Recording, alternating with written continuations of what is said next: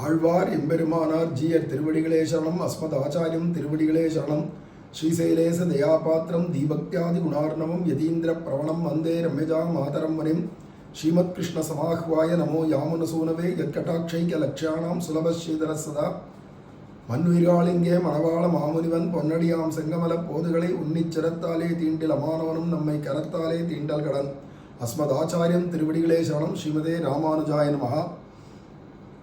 ஓங்கி உலகளந்த உத்தமன் பேர்பாடி அப்படிங்கிற இடத்துக்கு பகவானை காட்டிலும் உயர்ந்தது பகவானுடைய நாமம்.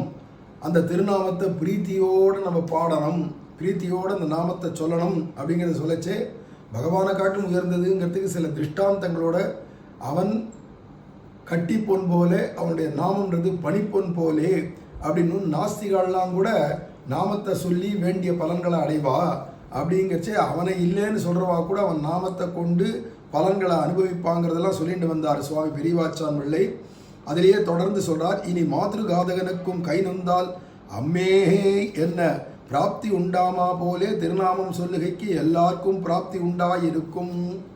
சொந்த அம்மாவை போட்டு அடி அடி அடி அடின்னு அடித்து கை நொந்து போயிடுத்தான் பிள்ளைக்கு. அம்மாவை அடித்து கை நொந்து போயிடுது இந்த பையனுக்கு. என்ன அப்போ அம்மா எவ்வளோ அடி வாங்கிட்டு போப்பாவான். இந்த பிள்ளை இவ்வளோ அடி அடின்னு அடிச்சுட்டு கை வலிச்சுதுன்னா அம்மா அம்மா அப்படின்னு கையை பிடிச்சி விட்டுக்கிறான். ஏன்டா அடித்தது பூரா உங்கள் அம்மாவை, அப்புறமா அம்மா அம்மான்னு பேரை மட்டும் சொல்கிறீ அம்மா பேரை அப்படின்னா அடிக்கிறவனுக்கும் அம்மா பேரை சொல்கிறதுக்கு ரைட் உண்டு. இவன் சொல்லலாமா கூடாத, தகுதி இருக்கா தகுதி இல்லான்னு பார்க்காது. சொந்த அம்மாவையே கொலை பண்ணிவிட்டானா கூட அம்மா அப்படின்னு கஷ்டத்தை சொல்லிக்கிறது உண்டு. அப்படிங்கச்சே அதுக்கு அவனுக்கு எப்படியா தகுதி இருக்கோ அனுமதி இருக்கோ அது மாதிரி கடவுளே இல்லை பகவானே இல்லைன்னு சொல்கிறவன் கூட பகவான் நாமத்தை சொல்கிறதுக்கு அவனுக்கு பிராப்தி இருக்குது, ரைட் இருக்குது, பிறப்பு உரிமை இருக்குது அப்படிங்கிறத காட்டுறாருங்க.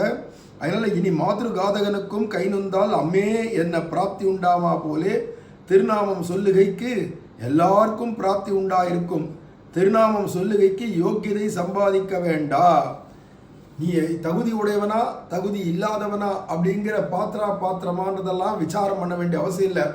நீ சுத்தமாக இருக்கியா அசுத்தமாக இருக்கியா எந்தவித கவலையும் இல்லை, எந்த நியமமும் வேண்டாம். நியம சாமானிய ராகித்யம் ஆதிக்கே காரணம் அப்படின்னு விஷ்ணு சஹஸ்ரநாம பாஷ்யம் பண்ணிச்சு ஆதிசங்கரர் கூட சொல்லிட்டு போகிறார்.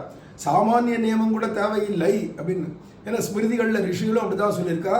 நியம சாமானிய எதுவுமே தேவையில்லை. அதாவது கிழக்கு முகம் உட்காரணும், கை கால அலம்பின்னு வந்து சுத்தம் பண்ணி வந்து உட்காரணும், வாய் கொப்பளிச்சுட்டு உட்காந்து நாமம் சொல்லணும் அப்படின்ற எந்த விதமான நியமமும் இல்லை. படுத்துருக்கச்சா கூட துஞ்சும் போது அழுமின் துயர்வரில் நினைவின் துயரிலேயே சொல்லினும் நின்றாம் அப்படின்னு எப்போ வேணா நம்ம படுத்துன்னு தூங்கச்சே கூட புரண்டு படுத்துக்கச்சே கூட நாமம் சொல்லலாம். அல்லது மனைவியோட கூடுறவன் கூட சம்போகத்தில் கூட நாமம் சொல்லலாம். குழந்தைகளை கொஞ்சரவா கூட கொஞ்சம் நாமத்தை சொல்லினே கொஞ்சலாம். சாங்கேத்தியம் பாரிஹாசியம் வா ஸ்தோபம் ஏளனமேவா வைகுண்ட நாம கிரகணம் அசேஷாக ஹரம் விதுகு. அகத்தை எல்லா விதமான பாவங்களையும் போக்கிடும், பாக்கி இல்லாத எல்லா பாவத்தையும் தீனில் தூசாகணும்னு பொசுக்கிவிடும். அப்பேற்பட்டது நாமம் அப்படின்லாம் சாஸ்திரங்கள் சொல்றதா இருக்கிறதுனால நாமம் சொல்றதுக்கு யோக்கியதை சம்பாதிக்க வேண்டான்னுட்டார் பெரியவாச்சான் பிள்ளை. எந்த தகுதி நீ சம்பாதிச்சுட்டு நாமம் சொல்லணுன்ற அவசியம் இல்லை. மற்ற கர்மயோகாதிகளுக்கெல்லாம் நீ தகுதியை சம்பாதிச்சுக்கணும், அப்புறமா தான் நாமமே சொல்லலாம், அந்த யோகங்களை பண்ணலாம். ஆனால் திருநாமம் சொல்றதுக்கு எந்த விதமான யோக்கியதையும் நீ சம்பாதிக்க வேண்டாம். இதுவே எல்லா யோக்கியதையும் உனக்கு பண்ணி கொடுத்துரும். நீ நாமத்தை சொல்லிட்டு இருந்தாலே உனக்கு என்னென்ன யோக்கியதை வேணுமோ அத்தனை யோக்கியதையும் அதுவே உண்டாக்கிடும் அப்படிங்கிறத இங்கே காட்டுறார். அதனால இதுதானே யோக்கியதையை பண்ணி கொடுக்கவற்று. இதுவே எல்லா யோக்கியதையும் உனக்கு பண்ணி கொடுத்துரும். நீ யோக்கியதையை தனியாக சம்பாதிக்க வேண்டாம். நீ அயோக்கியனா இருந்தால் அயோக்கியனாவே இருந்து சொல்லு, யோக்கியனா இருந்தால் யோக்கியனாவே இருந்து சொல்லு. அதுக்காக அயோக்கியனா இருக்கணும் யோக்கியதை சம்பாதிக்கணும்னோ யோக்கியதையை உடைய அயோக்கியனாகணும்னோ சொல்லலைங்க.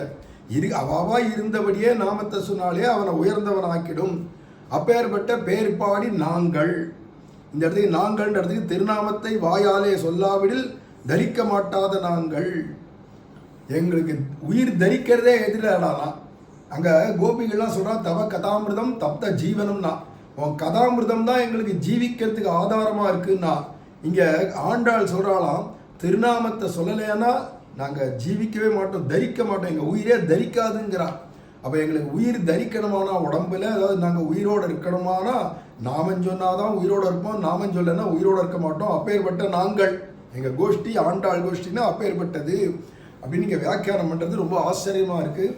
மேலே அடுத்தது இதே பேர்பாடிக்கு அடுத்து 6000 படியில் எப்படி அருளி செய்கிறார்ன்றதை அடுத்து பார்ப்போம். ஆழ்வார் எம்பெருமானார் ஜீயர் திருவடிகளே சரணம். அஸ்மத் ஆச்சாரியம் திருவடிகளே சரணம். ஸ்ரீமதே ராமானுஜாய நமஹ.